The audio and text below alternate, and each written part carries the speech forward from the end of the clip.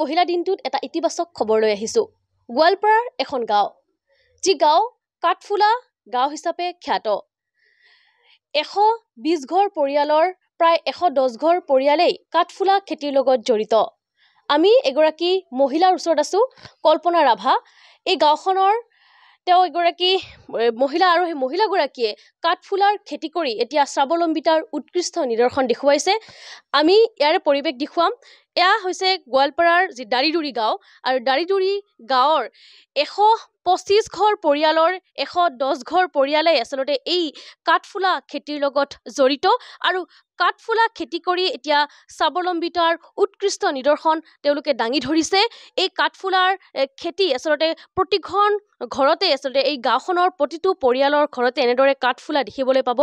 আৰু এই কাঠফুলা এতিয়া গোৱালপাৰাৰ এই দাৰিদুৰিয়ে এতিয়া ক'ব লাগিব এটা নিদৰ্শন আগবঢ়াইছে। এইগৰাকী মহিলা যি কল্পনা ৰাভা, প্ৰায় 15 বছৰৰ পৰা এই খেতি তেওঁ কৰি আছে, আৰু এই খেতিৰ পৰা তেওঁ নিজৰ পৰিয়াল পোহপাল দিছে। লগতে এই গাঁওখনৰ যি মহিলাসকলক আছে, মহিলাসকলক তেওঁলোকে স্বাৱলম্বী হ'বৰ বাবে তেওঁ উৎসাহ জনাইছে। আৰু মহিলাগৰাকী আমাৰ লগত আছে, কথা পাতিবলৈ যত্ন কৰিম। যিহেতু কল্পনা ৰাভা এগৰাকী উৎকৃষ্ট উদাহৰণ দাঙি ধৰিছে, কিয়নো আপুনি এই যি কাঠফুলা খেতিৰ লগত বিগত 15 বছৰৰ পৰা জড়িত হৈ আছে, কেনেদৰে আৰম্ভ কৰিলে এই খেতি? এইটো জাষ্ট 500 ৰুপিছত ষ্টাৰ্ট কৰিছোঁ মই। প্ৰথমত যেতিয়া মই অৰুণাচল প্ৰদেশৰ পৰা বিয়া হৈ কিনি গোৱালপাৰাত আহিছিলোঁ, মাত্ৰ 3 দিন বোৱাৰী হিচাপে থাকিলোঁ। তাৰপাছত মই এগ্ৰিকালচাৰৰ ছাপৰ্টত মই মাছৰুমৰ খেতিত ইনভলভ হ'লোঁ, আৰু আজিলৈকে কৰি আছোঁ। প্ৰথমতো 6-7 বছৰ খালি ছিজনেল হিচাপে 6 মাহ কৰিছিলোঁ, কিন্তু হিমাচল প্ৰদেশ চলানৰ পৰা ট্ৰেইনিং পোৱাৰ পাছত এতিয়া বছৰে কৰোঁ।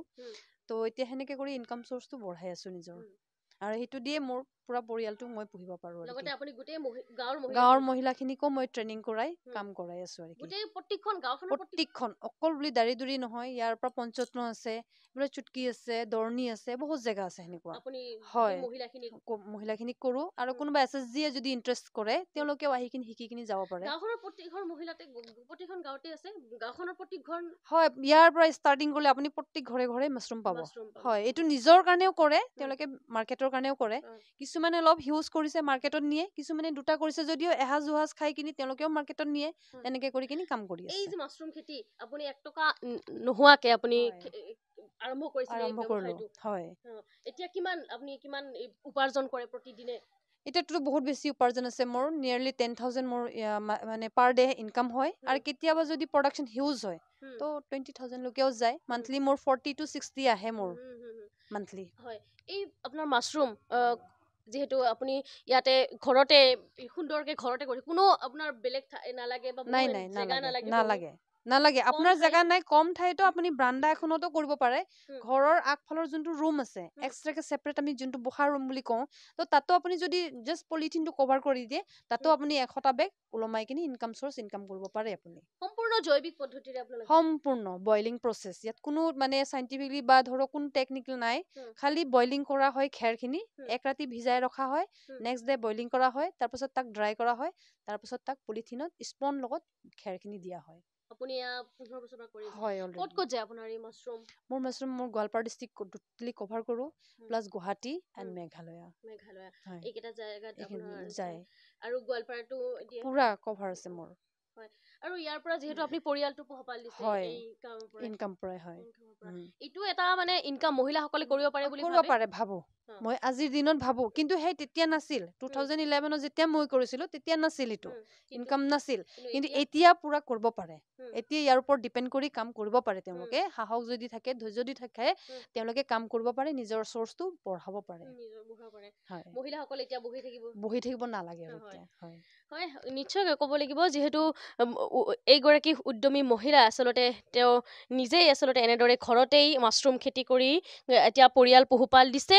তেওঁ নিজৰ স্বামীৰ লগত লগ হৈ আচলতে এনেদৰে তেওঁ ঘৰতেই মাছৰুমৰ খেতি কৰিছে, আৰু নিজৰ লগতে যিহেতু পৰিয়াল পোহপাল দিছে, আৰু গোটেই গাঁওখনকে তেওঁ আচলতে এই গাঁওখনৰ মহিলাসকলক এটা নিজৰ যি ইনকাম বা নিজৰ উপাৰ্জনৰ পথ মুকলি কৰি দিছে। তেওঁ এই মাছৰুম খেতিৰ পৰা তেওঁ প্ৰতিদিনে আচলতে 10,000 টকাকৈ তেওঁ উপাৰ্জন কৰে, আৰু এই যিহেতু মাছৰুম তেওঁ ইতিমধ্যে আমাক জনাইছে অসমৰ লগতে মেঘালয়, চুবুৰীয়া ৰাজ্য মেঘালয়, পশ্চিমবংগ এনেধৰণে বিভিন্ন ঠাইত তেওঁৰ এই মাছৰুম যায় আৰু এই মাছৰুমৰ পৰা এতিয়া তেওঁ পৰিয়াল পোহপাল দিছে।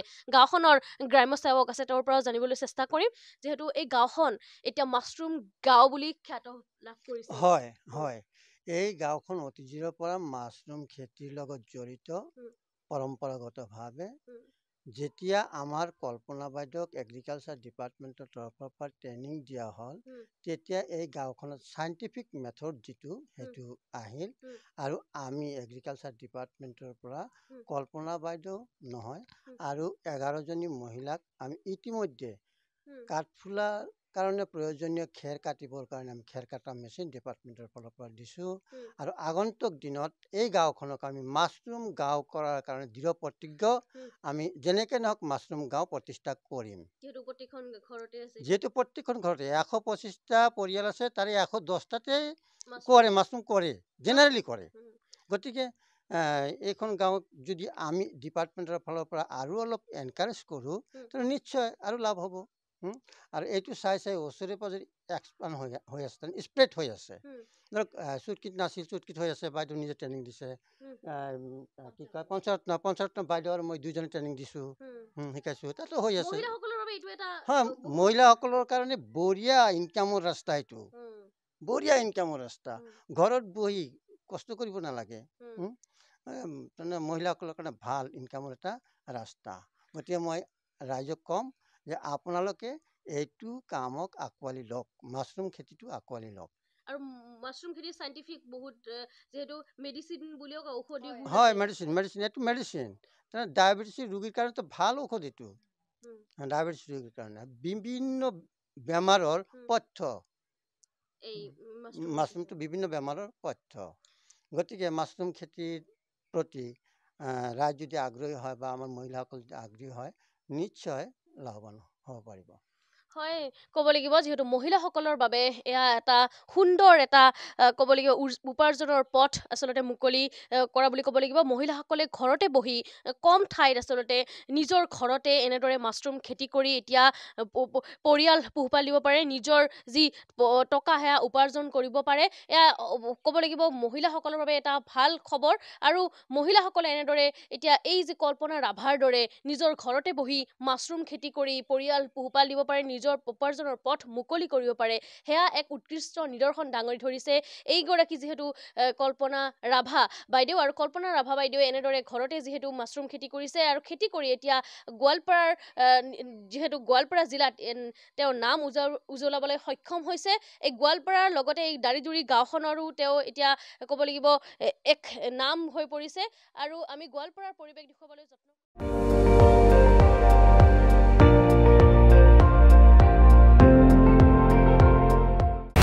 আপুনি চাই আছে ND24, সৰ্বশ্ৰেষ্ঠ নহয় সৰ্বোত্তমৰ দৌৰ।